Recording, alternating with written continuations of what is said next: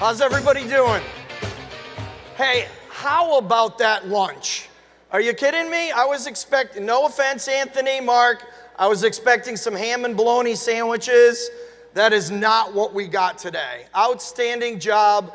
Thanks so much, AIME. Doing a fantastic job. So once again, my name is Jeffrey Tesch. I am Managing Director, co-founder of RCN Capital. Anthony came to me, I don't know, it had to be 6 or 8 months ago, and he wanted me to come to you today and discuss a product that is so underserved in the independent mortgage broker community, and that is non-owner occupied commercial loans on the product that you are so familiar with, right?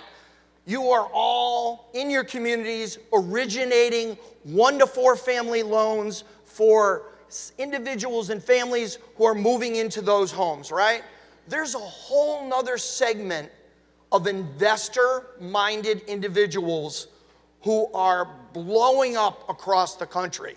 Does anybody watch the never-ending HGTV shows on flipping houses? Let me see a show of hands. It's virtually the entire room, right? Everybody loves to see those shows. They love to see how they get in there, they fix it up, and they always make a whole lot of money. Well, it doesn't always work out that way, but here's what always happens in those transactions. Almost always, they need financing, folks. All those people you see on TV, they need financing. We formed this company in 2010, coming out of the crash, to do exactly that. To take a commercial product and transfer it into a residential origination platform. We decided to use the independent mortgage professionals as our sales army. We do not have offices all over the country. We're based out of Connecticut with one shop. All of our AEs, all of our processors, underwriters, we're all right there in Connecticut working with the independent professionals around the country. So excited to be able to get into it today. Revitalizing communities nationwide. That is the product, and today I'm going to teach you how our broker partners are absolutely killing it with originations. So let's get right into it. So we've heard a lot today about how to leverage what's happening, right? Social media influencers, always huge.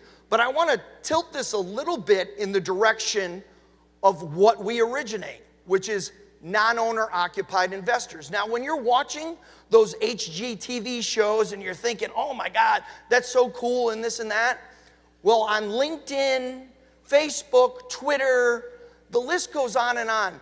There are influencers in that space. If you can hook up with them and let them know that you have the product to be able to get out there and support what's happening across the nation, fixing, rehabbing, lending, you will win every time. Next, connect with financial advisors, right? Financial advisors generally have one rule. That rule is they like to work with people who have money. Makes sense, right? You want to work with people who have money. You in your individual communities need to get together with financial advisors, do a lunch and learn, cocktail hour. Hey, I've got investment products for your wealthy clients that are fixing and flipping and aggregating rental homes. So smart, so smart. Realtor connections, well, we all know about that, right? They're the gatekeepers. Same thing goes for non-owner occupied investment properties.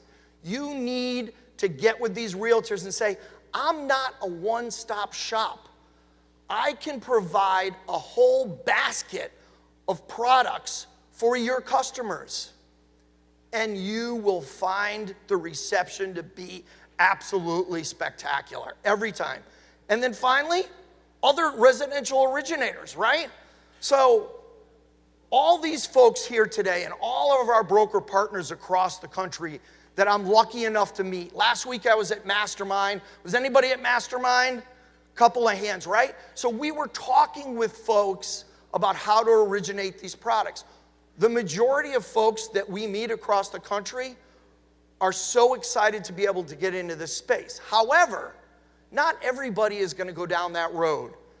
Your, let's call them companions in the business, your different folks that you're regularly competing with in your communities, they might not be interested in originating these loans. Make sure that they understand that you're originating and get those referrals. Statement: the most successful brokers are masters of catering to both clients and lenders. That's really what today's presentation is all about. I want to give you the idea of how the lender sees the non-owner occupied relationship and how you can profit from it.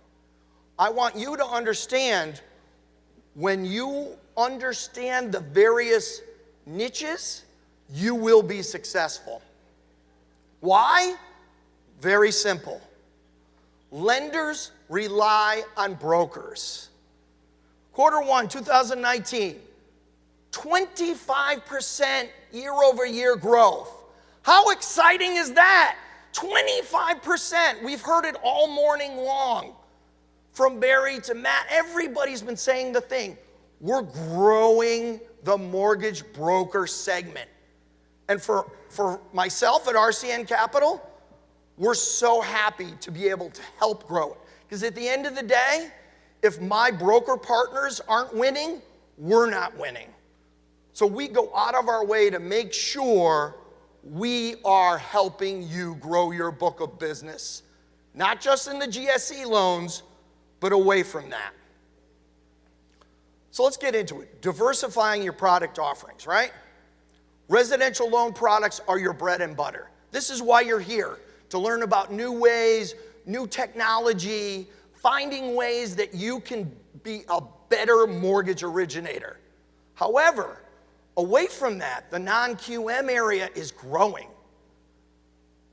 Our specialty, commercial loan products, let me just throw out a statistic for you. Q4 2018, 10.9% of all the single-family transactions in the United States were for non-owner occupied short-term investment, right? Like, how do you ignore that? And that's what we're going to get into today.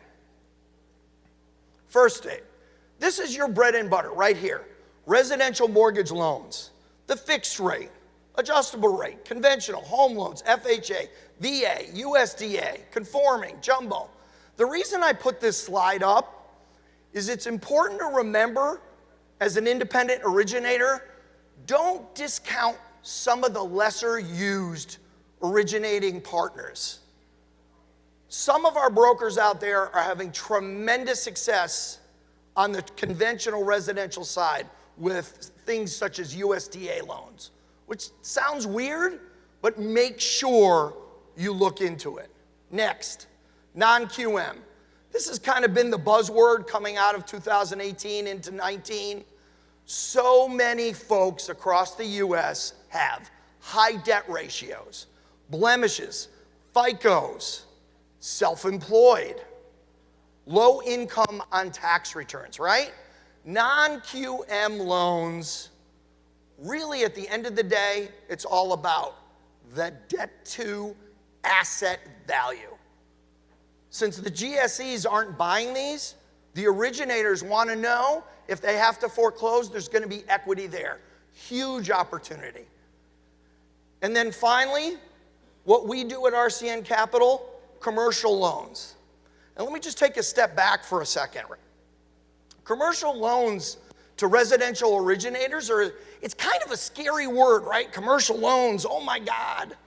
I don't want to start making loans on retail and warehouses and malls. That's not what I do. Commercial loans is just a designation. Commercial loans are originated exclusively in the private lending space on non-owner occupied residential housing.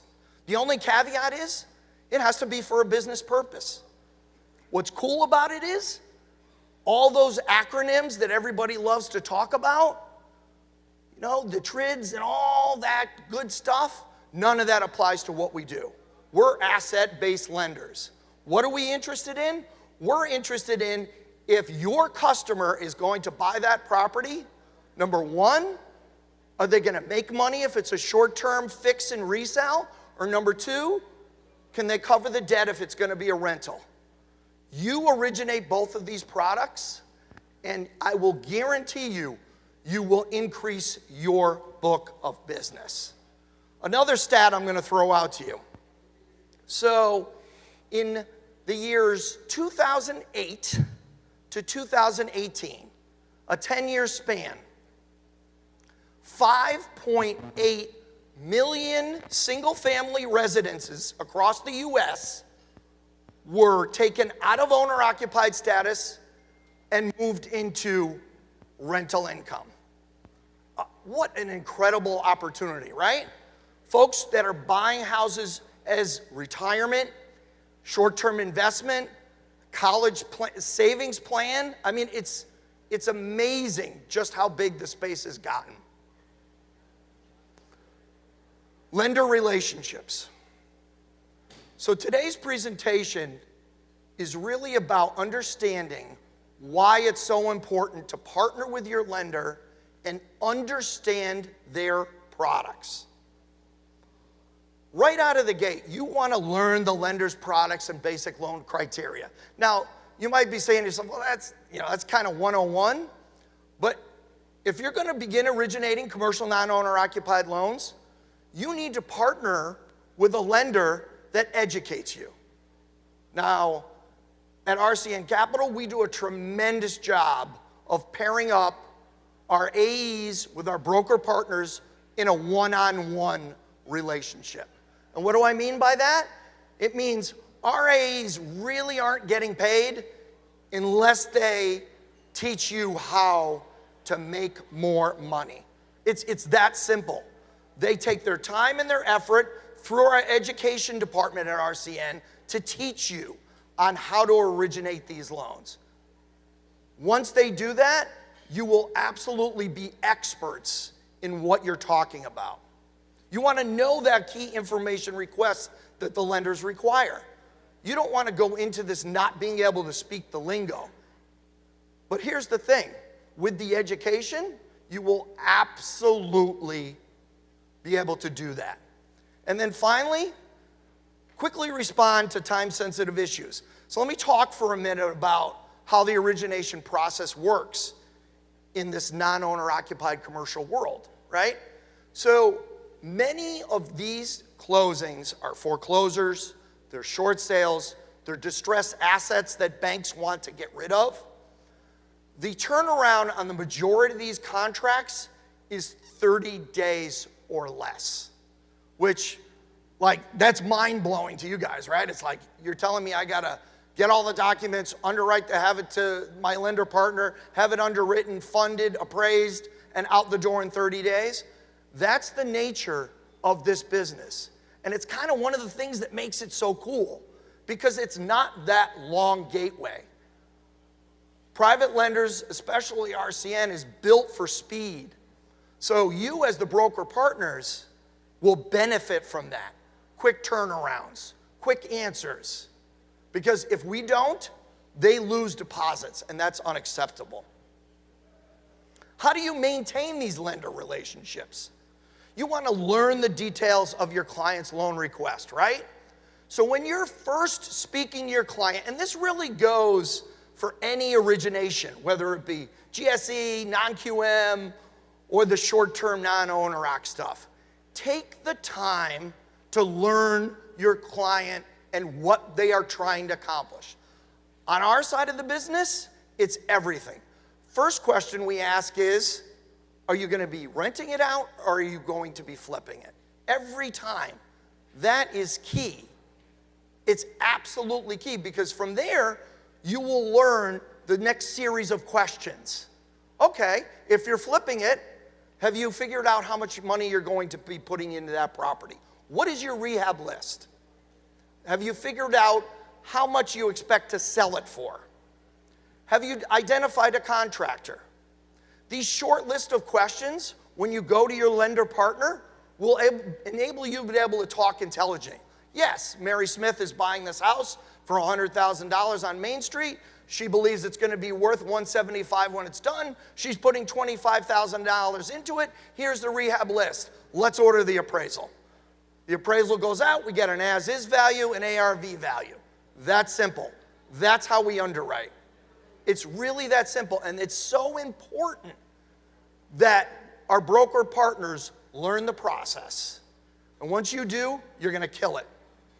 Discover the flaws in this is my favorite, right? Discover the flaws in the client's deal scenario. All customers tend to embellish. Can I see a show of hands on any of the originations that you make that your customer might embellish a little bit on their credit score, on their income? Let me see that show of hands. Yeah, that's kind of what I thought, right? We're not saying they lie, they just embellish, right?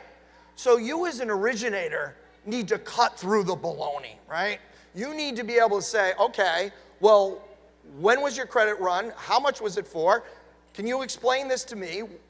Have you done any of these non-owner occupies before? And the list goes on and on. If you take the time to cut through the baloney, your lender is going to pay that back in spades.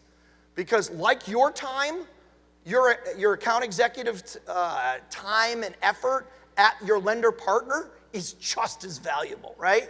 Like to you, you're like, you got one thing focused. Your AE has got 20, 30 things going on at once, and then you call them up, right? If you can keep that conversation short, they are going to repay that favor over and over again.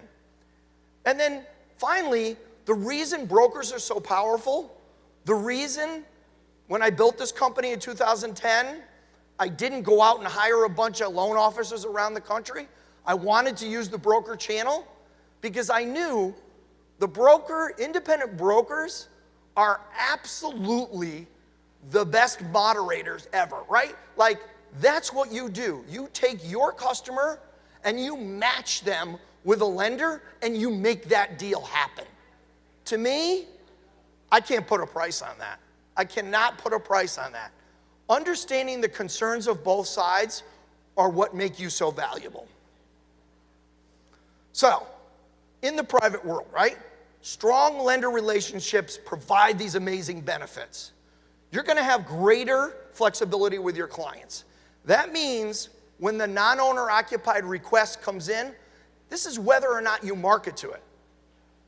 We've been doing this now for almost 10 years, and inevitably, every broker I have ever spoken to says to me, oh, I had one of those deals, but I didn't know what to do with it, so I threw it away. That day ends today. Today, going forward, you will have the ability to close these loans, and you will have that flexibility. You will find that the decisions on these deals has to be quick. I just mentioned why. The reason is we just don't have a lot of time. That's why we're built for speed. The turn times have got to be quick. The pricing is accurate, and it must be accurate. Every single time when we send you out a letter of intent, that's the pricing. And then finally, that lender-broker relationship, especially on our side of the world, you will find that your AE will give that back to you in other referrals. And the reason I say that is we have a box that we originate to. Granted, it's not as defined as the credit score driven box that you're used to with the GSEs, but nonetheless, we have a box. Most of it's driven by return on investment and experience. Many times, our AEs are able to give back referrals for stuff that we just aren't going to fund to their broker partners. Many times the brokers, and I've gotten letters saying, oh, this account executive, it's so amazing what they did for me. It becomes a partnership, right? It's a partnership. Without you giving to us and us giving back to you, it just doesn't work. So, when your clients are happy, you will receive that repeat business. Now, the reason I put this slide up is I want to talk about repeat business, long-term clients, and client referrals on the non-owner occupied space. So, the National Realtors Association says it's somewhere in the neighborhood of about 10 years that the single-family homeowner moves into a new home, right? They're tired of their old house, they move to something else, they move up, they move down. The folks that have been in the business a long time, you're used to this, right? In our space, on the short-term renovation, fix and sell space, the average time in between deals from starting the project to actually selling it, 10.4 months.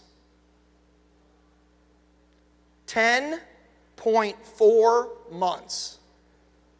Repeat business. It's amazing. Our broker partners see the same customers over and over and over again. It's just the way it works. They become long-term clients. And the referrals, you know, the investment community, while it is a huge industry across the United States, in your local communities, it's pretty tight-knit. It really is. It's pretty tight-knit in the different geographic regions across the country. I'm not saying everybody knows everybody, but everybody has a general idea of what's going on. So when you become that go-to partner for your investor clients, you will get those referrals from their friends, from their family, from their fellow investors, over and over again. Well, the bottom line is you will earn more money. I mean, there's just no getting around it. You will earn more money for just expanding your horizons a little bit.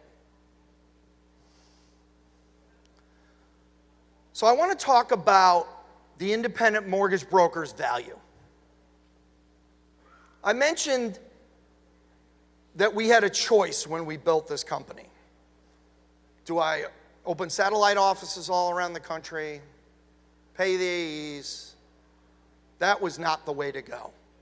Because I knew the value of the brokers. And we were coming out of the crash, right? Like coming out of the crash, it was awful for our broker partners. But with the education and the opportunities in the non-owner occupied space, it grew and grew and grew. But what I want you to understand is, on the private side, it is extremely important that you disclose your fees. GSE side, residential side, most of your fees are capped. Most of your fees are dictated, and there's nothing you can do about it. When you come over to this side, none of those requirements outside of usury, which is nowhere near what we're talking about, are regulated. So you want to be able to discuss with your lender partner, what is my compensation? How is this going to work? And make sure you're being compensated for your efforts and document it. At RCN, our broker partners, from the day we send out that letter of intent, the broker partner knows exactly how much everybody's making. That's the way to do it. And it should be that way no matter what product you're originating. And then finally, be transparent with your clients about the fees. And the reason I say that is, the fees aren't dictated, right? The fees are negotiated. Could be 1 point, could be 2 points, could be 3 points, depending on the experience of the borrower. Could be application fees that you, the brokers, charge. That's fine. We don't charge any. We let our broker partners earn on that. The only fee we charge is the origination fee, which we split 50-50 with our broker partners. Other than that, we're only earning on interest. Be careful with the junk fees and be transparent with your clients. There's nothing worse than getting to a closing and the client saying, I didn't know about this underwriting fee. Be transparent. Avoid some of the common pitfalls. Fees, we just spoke about, keep them in line. So there's a national organization called REIA, Real Estate Investment Association of America, right? REIA, you can write that down. There's chapters in every corner of the United States. They're basically meetups. They're locally owned, and they bring in experts on investing, and they discuss what's happening today and the different tricks, how to make money, and lending is often a component of that. What you want to do is make sure you understand whatever geographic region that you're going to be originating in, you understand what kind of fees are acceptable. Make sure you don't price yourself out of your market. Understand those fees and make sure you price them appropriately. And then finally, customers are always willing to pay fees. They might not like it, but they're always willing to pay fees. But nothing will kill a deal faster than not disclosing those fees up front. Make sure you disclose the fees. Critically important.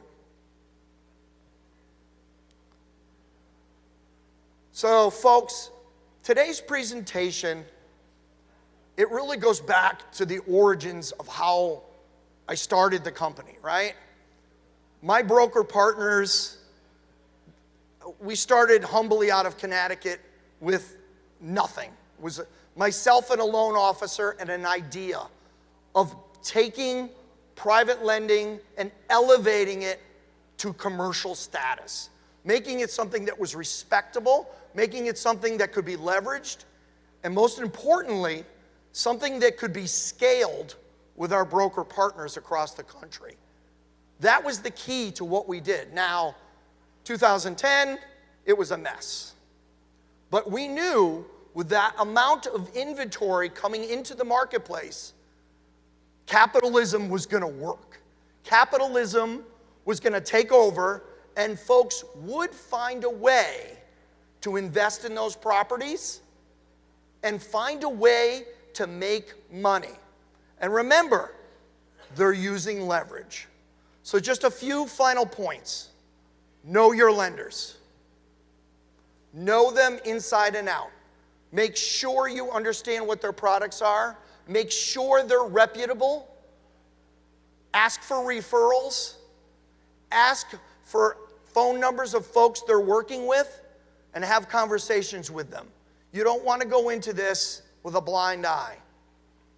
Second, know your clients. Know what they're doing. Know what their goals are. Know what their aspirations are. Remember, most folks you're originating today, their goal is to get their family into a home. That's great. On this side, it's critical that you understand what they are doing and the time frame they're doing it in. And then you, the originator, become their go-to source of knowledge. You become their trusted partner. You become their advisor. They will trust you, and they will trust you, and they will trust you over again. And then finally, and probably most importantly, know your worth. You folks, I've gotten to know so many of you from coast to coast, right? You are the hardest working people in the United States, in my opinion. It's 7 days a week, it's evenings, it's weekends, always trying to get your customer that funding that they need. Know your worth and make sure you are documented what you get paid. Because folks, you are worth it. That is it. I'm going to be here all day with my team. I look forward to seeing you and meeting you all. Thanks so much, everybody.